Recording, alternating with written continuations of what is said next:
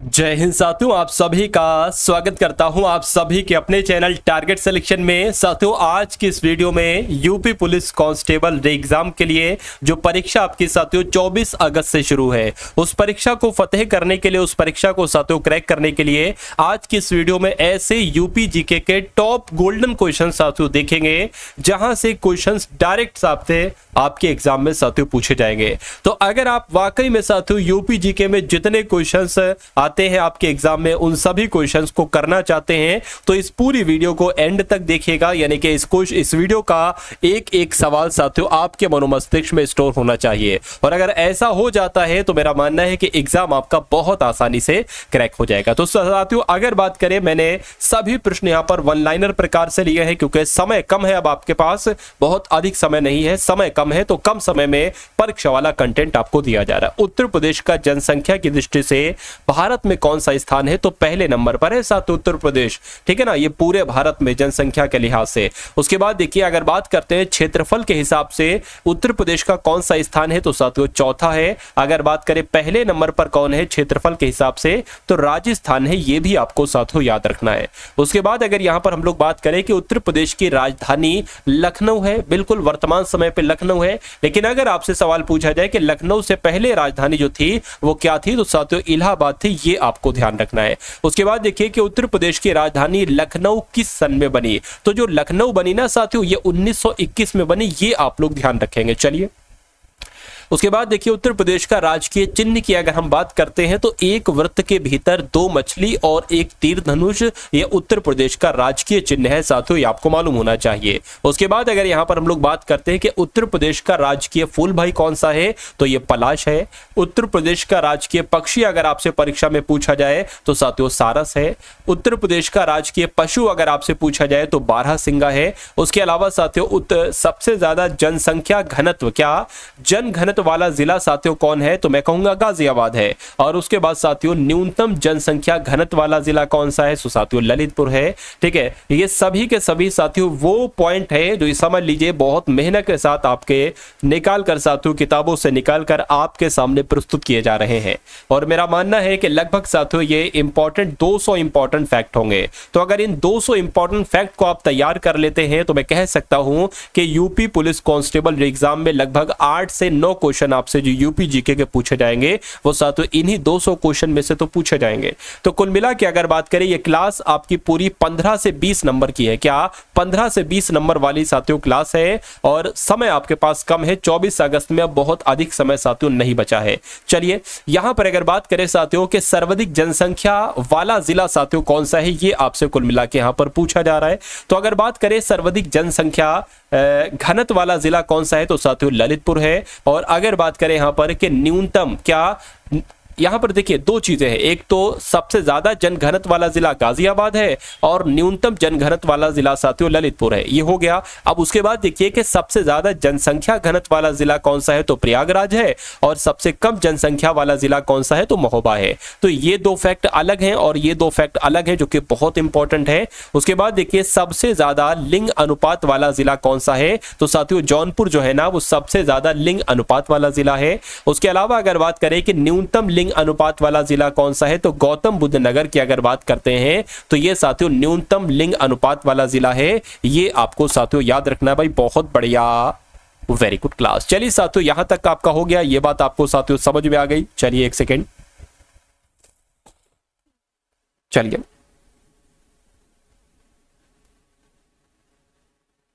उसके बाद देखिए कि उत्तर प्रदेश का सबसे छोटा जिला कौन सा है। क्या आपसे पूछा जा रहा है साथियों कि उत्तर प्रदेश का सबसे छोटा जिला कौन सा है, क्षेत्रफल के अकॉर्डिंग पूछा जा रहा है।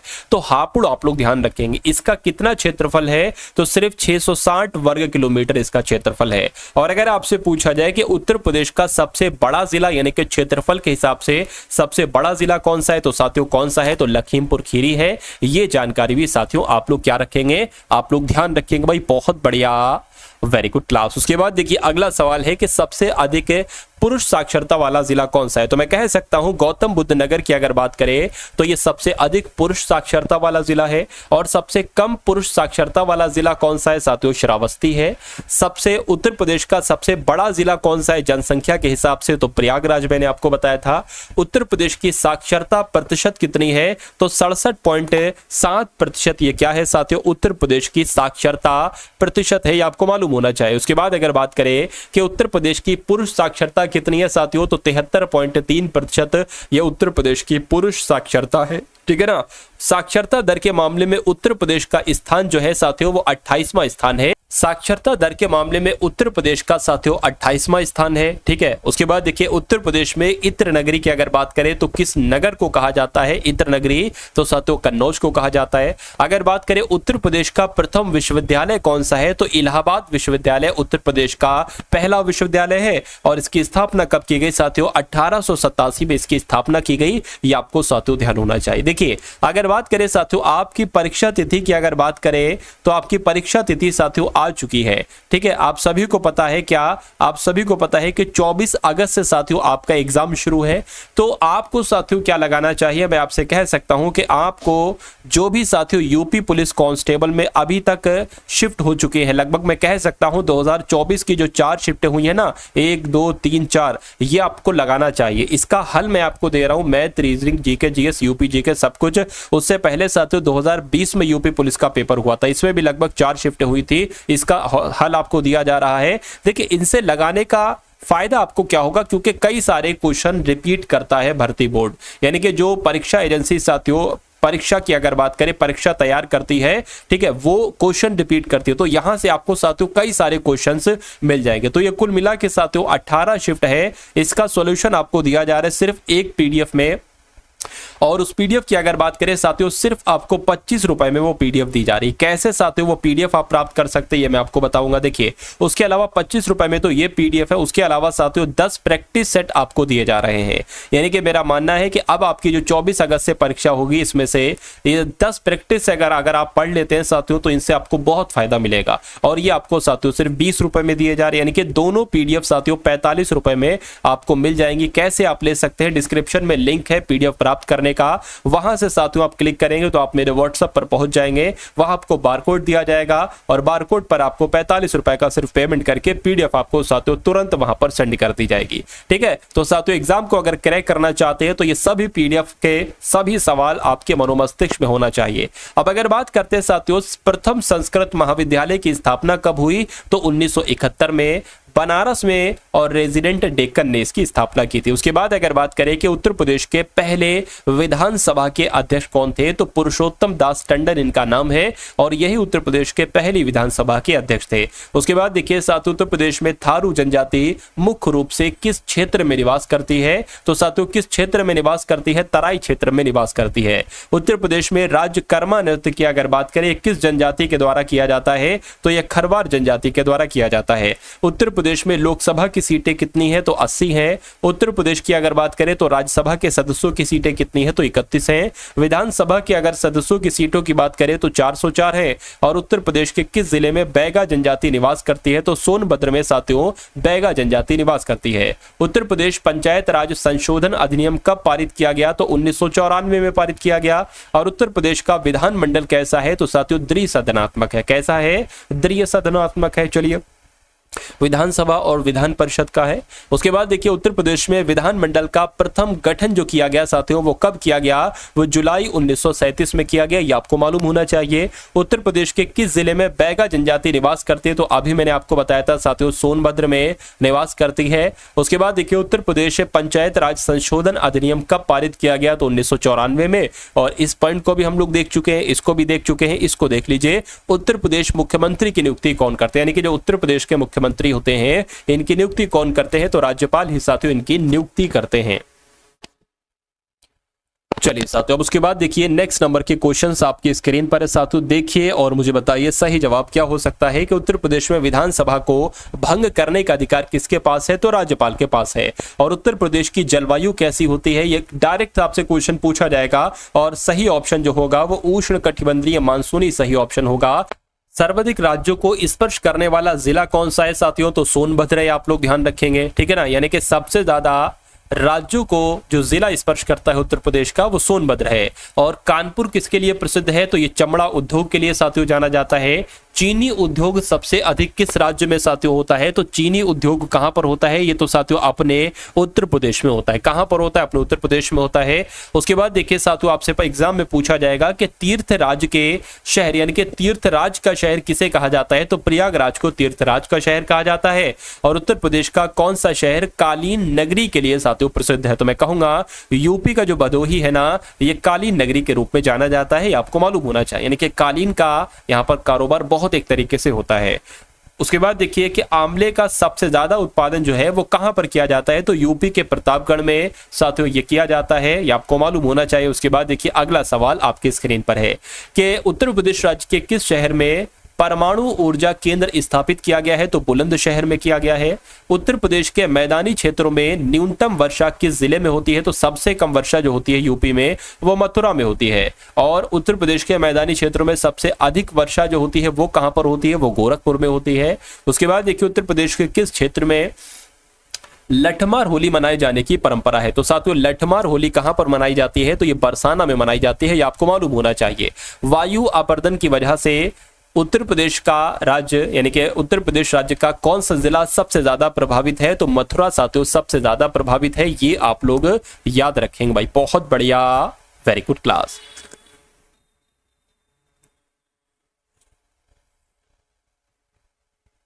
चलिए साथियों, उसके बाद अगर यहां पर बात करें साथियों, अगर आपने अभी तक इस वीडियो को लाइक नहीं किया है तो आप सभी लोगों से रिक्वेस्ट है इस वीडियो को एक बार लाइक कर दीजिए। और जो लोग भी साथियों चैनल पर नए हैं तो चैनल को साथियों तुरंत सब्सक्राइब करके बेल आइकन पर क्लिक कर दीजिए, क्योंकि आप सभी लोग जानते हैं साथियों कि रोज एक रात्रि 8 बजे रोज रात 8 बजे एक क्लास होती है। उस क्लास के बारे में साथियों अगर मैं आपको बताऊं, सबसे पहले मैं आपको साथियों वहां पर हिंदी के 37 क्वेश्चन कराता हूं जैसे आपके एग्जाम में आएंगे। उसके अलावा साथियों जीके जीएस के यूपी जीके के कितने 38 क्वेश्चन कराता हूं। उसके बाद रीजनिंग में आपको कराता हूं, फिर मैथ आपको कराता हूं। यानी कि जैसा आपका पेपर आता है साथियों रोज रात 8 बजे वो आपकी क्लास चलती है इस टारगेट सिलेक्शन पर। तो यूट्यूब पर आना है, आपको टारगेट सिलेक्शन सर्च करना है और रोज रात्रि 8 बजे ये क्लास साथियों आपको अटेंड कर लेना है। अगर बात करें साथियों अपनी परीक्षा तक, अगर आपने 24 अगस्त तक साथियों एक क्लास देख ली, कौन सी वाली? रोज रात्रि 8 बजे वाली, तो मेरा मानना है कि एग्जाम को क्रैक करने से कोई नहीं आपको रोक सकता है। तो ये बात आप लोग साथियों ध्यान रखिएगा। अब यहां पर अगर साथियों हम लोग बात करें कि उत्तर प्रदेश राज्य में जो आयुर्वेद महोत्सव है ये किस जिले में मनाया जाता है? तो ये झांसी में मनाया जाता है। उसके बाद देखिए केंद्रीय उपोषण बागवानी संस्थान ये कहां पर स्थित है? तो ये उत्तर प्रदेश के लखनऊ में है साथियों, केंद्रीय उपोषण बागवानी संस्थान। उत्तर प्रदेश राज्य का प्रथम दिव्यांग विश्वविद्यालय साथियों कहां पर है? तो ये चित्रकूट में है। चलिए उसके बाद अगर बात करें कि संतरे की पैदावार में उत्तर प्रदेश का कौन सा जिला विख्यात है? तो साथियों सहारनपुर है। ठीक है, अगले की अगर बात करते हैं साथियों यहां पर अगर बात करें हरदुआगंज, क्या हरदुआगंज ताप विद्युत गृह ये कहां पर स्थित है? तो साथियों ये कहां पर स्थित है? मैं कह सकता हूं ये तो अलीगढ़ में स्थित है। ठीक है ना, कहां पर स्थित है? अलीगढ़ में स्थित है। उसके बाद देखिए साथियों कि 1925 में भारतीय राष्ट्रीय कांग्रेस का जो अधिवेशन हुआ था ये उत्तर प्रदेश में कहां पर हुआ था? तो ये कानपुर में हुआ था, ये भी आप लोग ध्यान रखेंगे। और यमुना एक्सप्रेसवे किन दो नगरों के बीच है? तो आगरा और नोएडा के बीच है। मथुरा किस जनपद की राजधानी है? तो साथियों शूरसेन महाजनपद की राजधानी है, आप लोग ध्यान रखेंगे। अगर उसके बाद यहां पर बात करें कि साथियों बिरहा, रसिया, आल्हा ये जो लोकगीत हैं, लोकगीतों की परंपरा किस प्रदेश में पाई जाती है? तो अपने उत्तर प्रदेश में पाई जाती है। और बागों का शहर के नाम से उत्तर प्रदेश का कौन सा शहर जाना जाता है? यानी कि बागों का शहर किस जनपद को कहा जाता है, किस शहर को कहा जाता है? तो लखनऊ को कहा जाता है साथियों बागों का शहर। और उत्तर प्रदेश का कौन सा जिला अवनालिका अपरवन से अधिक प्रभावित है? तो साथियों इटावा है। उसके बाद अगर यहां पर हम लोग बात करते हैं साथियों देखिए यहां पर अगर बात करें देश की कुल कृषि योग्य भूमि की कितने प्रतिशत भाग उत्तर प्रदेश में है? तो साथियों 20% भाग उत्तर प्रदेश में है, आप लोग ध्यान रखेंगे। चौधरी चरण सिंह स्टेडियम उत्तर प्रदेश के किस जिले में है? तो साथियों यूपी के मुजफ्फरनगर में है चौधरी चरण सिंह स्टेडियम। और चुनार किस उद्योग के लिए जाना जाता है? तो ये तो सीमेंट उद्योग के लिए जाना जाता है। चंद्रशेखर आजाद मुठभेड़ में जो शहीद हुए थे वो कहां पर हुए थे? तो साथियों मुठभेड़ हो गई थी तो चंद्रशेखर आजाद इलाहाबाद में साथियों शहीद हुए थे।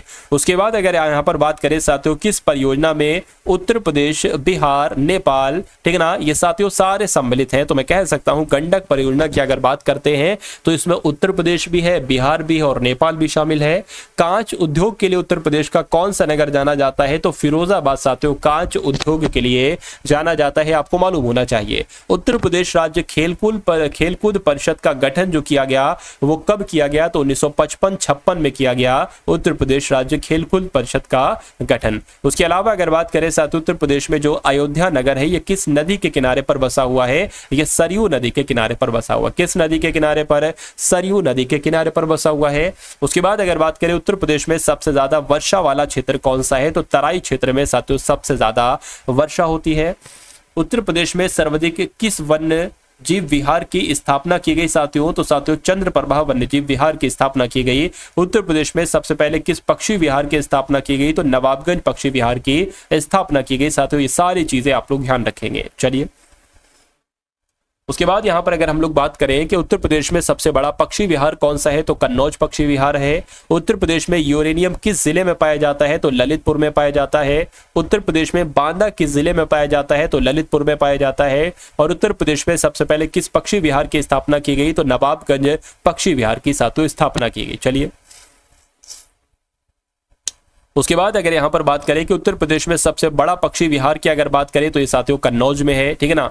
यहाँ पर थोड़ा मैंने क्या बताया था, उत्तर प्रदेश सबसे बड़ा पक्षी विहार कन्नौज में है, ये मैंने आपको बताया था, ठीक है। कन्नौज यहाँ पर भी आ गया, रिपीट हो गया क्वेश्चन, ये भी साथियों रिपीट हो चुका है। ये तामा लिखा हुआ है, ये भी रिपीट हो गया है। उत्तर प्रदेश में सोनभद्र की अगर बात करें तो साथियों, ठीक है, सीमेंट की अगर बात करें, सोनभद्र नहीं, ठीक है, सोनभद्र की अगर बात करें तो साथियों यहाँ पर एक तरीके से सीमेंट जो है वो पाया जाता है, यानी कि उत्तर प्रदेश में सीमेंट किस जिले में पाया जाता है, तो सोनभद्र में पाया जाता है। और उत्तर प्रदेश में आलू किस जिले में पाया जाता है, तो ये आगरा, फर्रुखाबाद और कन्नौज में पाया जाता है साथियों आलू। और उत्तर प्रदेश में अमरूद किस जिले में पाया जाता है, तो प्रयागराज में पाया जाता है। ये सारे क्वेश्चन आपसे एग्जाम में पूछे जाते हैं, इसलिए साथियों एग्जाम से पहले समझदारी यही होगी कि इन सभी प्रश्नों को आप लोग तैयार कर लीजिए, ताकि जब आप एग्जाम हॉल में एंट्री ले और प्रश्न पत्र आपके सामने खुले तो आपको कोई दिक्कत, कोई परेशानी महसूस न हो। उत्तर प्रदेश में साबुन का उत्पादन किस जिले में होता है, तो कानपुर में होता है। उत्तर प्रदेश में प्रमुख रूप से आम की किन दो किस्मों का उत्पादन किया जाता है, तो दशहरी और साथियों चौसे का उत्पादन किया जाता है। उसके बाद यहां पर अगर बात करें कि उत्तर प्रदेश में प्रथम विकलांग विश्वविद्यालय कहां पर स्थापित किया गया है, तो चित्रकूट में। उत्तर प्रदेश में परमाणु विद्युत केंद्र कहां पर स्थापित है, साथियों नरौरा में। और उत्तर प्रदेश में दिया सलाई उद्योग का प्रमुख केंद्र कहां पर है, साथियों बरेली है। और उत्तर प्रदेश में जैन धर्म और बौद्ध धर्म यानी कि दोनों धर्मों का जो प्रसिद्ध तीर्थ है उसका नाम साथियों कौशाम्बी है। उसके बाद यहां पर अगर बात करें कि उत्तर प्रदेश में जिला योजना समिति का गठन कब किया गया, मुझे बताइए। चलिए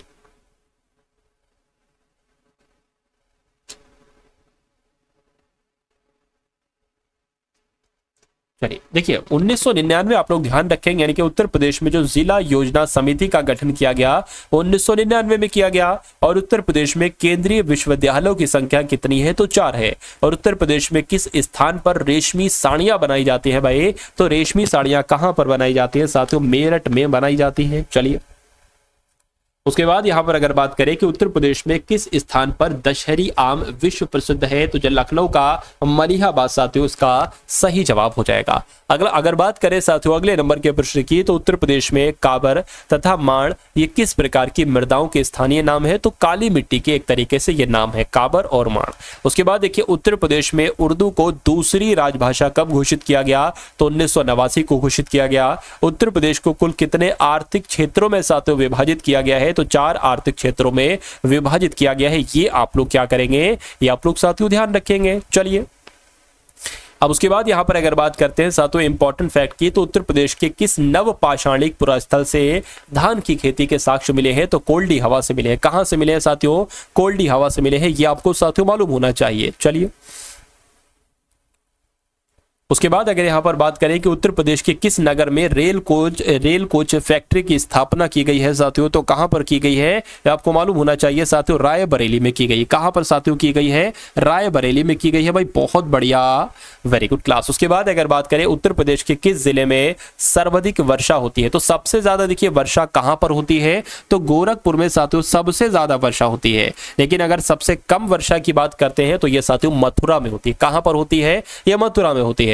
और उत्तर प्रदेश की सबसे बड़ी नक्षत्रशाला कौन सी है, तो मैं कह सकता हूं गोरखपुर नक्षत्रशाला, ये उत्तर प्रदेश की सबसे बड़ी नक्षत्रशाला है। उसके बाद अगर बात करें कि उत्तर प्रदेश की प्रथम महिला मुख्यमंत्री कौन थी, तो सुचित्रा कृपलानी थी। उत्तर प्रदेश का सर्वाधिक प्राचीन संग्रहालय कहां पर है, तो साथियों लखनऊ में है। और उत्तर प्रदेश का बृहत्तम उद्योग कौन सा है, तो हथकरघा उद्योग जो है ये उत्तर प्रदेश का बृहत्तम उद्योग है। उत्तर प्रदेश का वर्तमान स्वरूप किस दिन अस्तित्व में आया, तो अगर आपके एग्जाम में ये क्वेश्चन पूछ लिया जाए तो 9 नवंबर 2001 आपको बताना है, यानी कि 9 नवंबर 2001 को उत्तर प्रदेश का वर्तमान स्वरूप अस्तित्व में आया था। उसके बाद देखिए उत्तर प्रदेश का राज्य अध्यक्ष कौन होते हैं, तो राज्यपाल होते हैं, ठीक है ना, राज्यपाल कहलाता है। इनकी नियुक्ति कौन करते हैं, तो राष्ट्रपति इनकी नियुक्ति करते हैं, ये आपको मालूम होना चाहिए। उसके बाद अगर बात करें उत्तर प्रदेश का जो दुधवा नेशनल पार्क है ये कहां पर स्थित है, ये लखीमपुर खीरी में स्थित है, ये आप लोग साथियों ध्यान रखेंगे भाई, बहुत बढ़िया, वेरी गुड क्लास। चलिए उसके बाद अगर बात करें कि उत्तर प्रदेश का जो एक प्रमुख लोकगीत है इसका नाम बिरहा है। उत्तर प्रदेश का कौन सा जनपद सर्वाधिक वनाच्छादित है, तो मैं कहूंगा सोनभद्र सबसे ज्यादा वनाच्छादित है, यानी कि वनों से आच्छादित है। अमरूद उत्पादन के लिए शहरों का कौन सा जोड़ा प्रसिद्ध है, तो साथियों एक तरीके से बरेली इलाहाबाद शहर प्रसिद्ध है। भारतीय कालीन औद्योगिक संस्थान कहां पर है, तो ये भदोही में है। और हथकरघा तकनीकी संस्थान कहां पर है, तो वाराणसी के चौका घाट में है। अगर बात करते हैं साथियों भारतीय राष्ट्रपति लखीमपुर खीरी, इसमें थोड़ी सी दिक्कत है साथियों, इसलिए स्किप कर देना चाहिए हमको इन क्वेश्चंस को। उसके बाद अगर बात करते हैं कि उत्तर प्रदेश कृषि अनुसंधान परिषद कहां पर है, तो लखनऊ में है। उसके बाद देखिए राज्य आपदा प्रबंधन प्राधिकरण कहां पर है साथियों, तो लखनऊ में है। और अगर बात करें यहां पर साथियों व्यापार लिखा हुआ है, व्यापार सुविधा केंद्र, क्या व्यापार सुविधा केंद्र एवं क्राफ्ट म्यूजियम कहां पर है, तो वाराणसी में है। और बायोटेक्नोलॉजी पार्क ये कहां पर है, यूपी में, तो ये लखनऊ में है। उसके बाद देखिए वीवी गिरी नेशनल लेबर इंस्टीट्यूट कहां पर है, तो साथियों नोएडा में है। और उत्तर प्रदेश की पूर्व से पश्चिम तक की लंबाई कितनी है, तो 650 किलोमीटर है। और उत्तर प्रदेश की उत्तर से दक्षिण तक की लंबाई कितनी है, तो 240 किलोमीटर है। और उत्तर प्रदेश से सटे राज्यों की संख्या कितनी है, तो 8 राज्य और एक संघ शासित, एक केंद्र शासित प्रदेश है, कुल मिला के 9 हम लोग यहाँ पर कह सकते हैं। उसके बाद अगर बात करते हैं साधु उत्तर प्रदेश का सबसे पूर्वी जिला कौन सा है, तो बलिया है। उत्तर प्रदेश का सबसे पश्चिमी जिला कौन सा है, तो शामली है। उत्तर प्रदेश का सबसे उत्तरी जिला कौन सा है, तो सहारनपुर है। और उत्तर प्रदेश का सबसे दक्षिणी जिला कौन सा है, तो सोनभद्र है। यानी कि इतनी बातें आप लोग साथियों ध्यान रखेंगे भाई, बहुत बढ़िया, वेरी गुड क्लास। चलिए उसके बाद साथियों यहां पर अगर बात करते हैं कि नेक्स्ट नंबर के क्वेश्चंस आपके सामने क्या आ रहे हैं, देखिए सुगंध एवं सुरस विकास केंद्र कहां पर है, तो ये कन्नौज में है। और उत्तर प्रदेश वस्त्र प्रौद्योगिकी संस्थान कहां पर है, तो कानपुर में है। और उत्तर प्रदेश लघु उद्योग लिमिटेड कहां पर है, तो ये भी कानपुर में है। और उत्तर प्रदेश निर्यात निगम लिमिटेड कहां पर है, तो ये लखनऊ में है। और राज्य चर्म विकास एवं विपणन निगम लिमिटेड कहां पर है, तो साथियों ये आगरा में है। उसके बाद देखिए उत्तर प्रदेश में सर्वाधिक कोयला कहां से प्राप्त किया जाता है, तो सोनभद्र से साथियों कोयला प्राप्त किया जाता है। उसके बाद देखिए उत्तर प्रदेश में तांबा प्राप्त होता है साथियों, तो ललितपुर से प्राप्त होता है, ठीक है ना, ललितपुर के सोनराई क्षेत्र से तांबा प्राप्त होता है। और अगर बात करते हैं साथियों 2001 से 11 के दौरान औसत दशकीय वृद्धि दर कितनी थी, तो 20.23% थी। 2001-11 के दौरान औसत वार्षिक वृद्धि दर कितनी थी, तो 1.85% थी। और 2001 से 11 के दौरान दशकीय वृद्धि में कितनी गिरावट आई, तो 5.62% की साथियों गिरावट आई, ये भी आपको मालूम होना चाहिए। चलिए उसके बाद अगर बात करें 2001 से 11 के दौरान पुरुषों एवं महिलाओं में वृद्धि दर कितनी रही, तो पुरुषों में साथियों 19.31% रही और महिलाओं में 2.23% रही। उसके बाद देखिए सर्वाधिक अनुसूचित जनजाति जनसंख्या वाला जिला कौन सा है, तो साथियों सोनभद्र है। सबसे कम अनुसूचित जनजाति जनसंख्या वाला जिला कौन सा है, तो साथियों बागपत है। उसके बाद यहाँ पर अगर बात करें कि उत्तर प्रदेश में अनुसूचित जनजाति से रहित जिले कौन से है, यानी कि जहां पर अनुसूचित जनजाति नहीं पाई जाती है, तो अयोध्या में नहीं पाई जाती है और जालौन में नहीं पाई जाती? तो ये भी आपसे सवाल साथियों पूछा जा सकता है भाई। बहुत बढ़िया, वेरी गुड क्लास। साथियों चैनल पर अगर नए हैं तो चैनल को तुरंत सब्सक्राइब कर लीजिए, क्योंकि अगर आपको साथियों सिलेक्शन चाहिए है यूपी पुलिस कांस्टेबल में तो मेरा मानना है कि ये टारगेट सिलेक्शन आप लोग साथियों सब्सक्राइब कर लीजिए। और परीक्षा तक जो भी आपको कंटेंट दिया जाता रहे तो उस कंटेंट को अगर आप साथियों देख लेंगे तो मेरा मानना है कि एग्जाम को क्रैक करने से आपको साथियों कोई दुनिया की ताकत नहीं रोक सकती।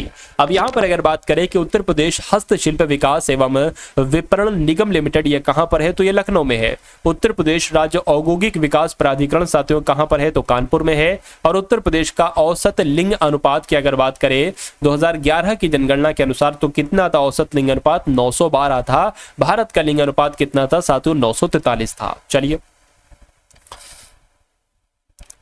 तो कुल मिला के यहाँ पर साथियों 2001 से 11 के दौरान उत्तर प्रदेश के लिंग अनुपात में कितनी वृद्धि? थोड़ा सा दिक्कत दे रहा है साथियों, गलत है। उत्तर प्रदेश की दृष्टि से लखनऊ घराने का स्वर्ण काल साथियों किसके काल को कहा जाता है? तो नवाब वाजिद अली शाह के काल को एक तरीके से लखनऊ घराने का स्वर्ण काल कहा जाता है। बिस्मिल्लाह खां और मुमताज खां शहनाई वादक थे, ठीक है ना। बनारस घराने से साथियों इनका संबंध था। उसके बाद देखिए बिंदादीन, कोदव सिंह, खुर्शीद अली खां, शंभू महाराज, बिरजू महाराज, इनका संबंध किससे था? तो लखनऊ घराने से साथियों इनका संबंध था। ये भी आपको याद रखना है। उसके बाद अगर बात करें कि छोटी मैना, बड़ी मैना, रसूलन बाई, सरस्वती देवी, विद्याधरी की देवी, मोती केसर आदि ये ठुमरी ठप्पा गायिकाएं हैं, इनका संबंध किससे है? तो बनारस घराने से इनका संबंध है।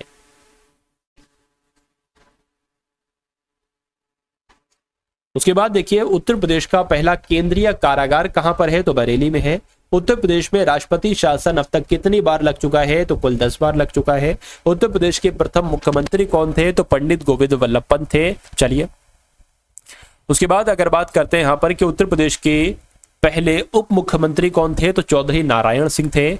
उत्तर प्रदेश एवं देश की पहली महिला मुख्यमंत्री कौन थी? तो सुचिता कृपलानी।